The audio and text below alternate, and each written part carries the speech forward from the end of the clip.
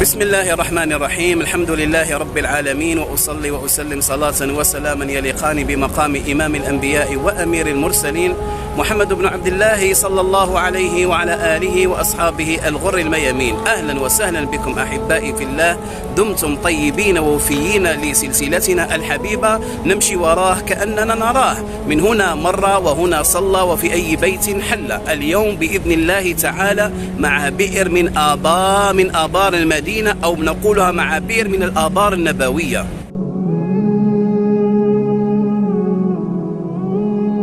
انظروا خلفي أحبائي في الله باب الملك فهد رقم 20 أو 21. وبعد هذه البوابة مباشرة بمترين يقع بستان أبي طلحة الأنصاري الذي قال عنه أنس بن مالك كان أكثرنا مالا من حيث البساتين، وكانت له بساتين ونخيل هنا، وسوف ندخل ونرى بإذن الله تعالى المكان بالضبط. وكان أحب ماله إليه وهو بئر واسمه بئر حاء. هذا بئر حاء الذي سوف نسرد قصته بإذن الله تعالى ومكانه بالضبط هنا في هذه المنطقة، منطقة بني النجار، والآن هي داخل التوسعة. كما قلنا وشاهدنا مسبقا في المقدمة، هذا باب الملك الفهد عند الدخول رقم 20،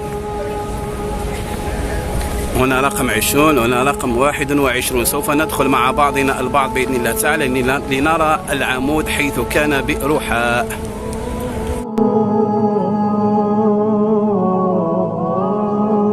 طيب، احنا دخلنا من الجهة الشمالية عند بوابة ملك الفهد، وأنت داخل من هذه البوابة عندك يقابلك العمود الأول. هذا العمود الأول، احسب العمود الأول الثاني والثالث، ما بين الثالث والرابع لنذهب ونرى مكان البئر بالضبط.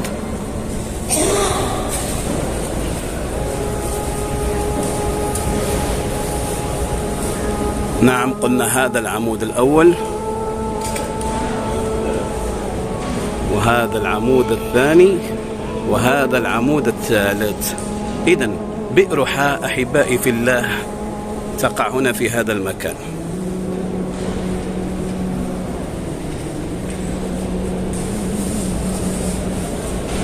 أحب الآبار إلى النبي صلى الله عليه وسلم، وأحب مال أبي طلحة الأنصاري تصدق بها للنبي صلى الله عليه وسلم بعدما نزلت هذه الآية: بسم الله الرحمن الرحيم. لن تنالوا البر حتى تنفقوا مما تحبون، وما تنفقوا من شيء فإن الله به عليم.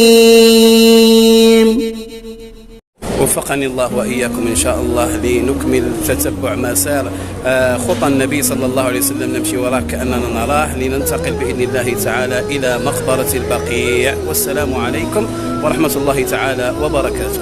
المدينة سلم على نبينا، يا حمام المدينة سلم على نبينا، وانا مالي ومال العباد بدي طه نبينا، وانا مالي ومال العباد بدي طه نبينا.